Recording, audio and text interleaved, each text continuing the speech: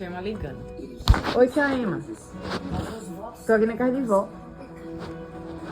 Mãe tá aqui também. Aonde, menina? Paixão, E foi o que teve? ódio, sentimentos que atravessam gerações. Ciana foi presa. E tu tá onde, menina? Ciana? Foi presa? E os meninos tá onde? Depois do jornal hoje, Ciana foi presa? começa a edição especial de uma novela que eu tive orgulho de fazer ao lado de um elenco poderoso. E tu vai pra lá, é? E os meninos vai... Meu Deus. Vai ficar com quem? Ele é bem pequeno, mas traz um problema gigante.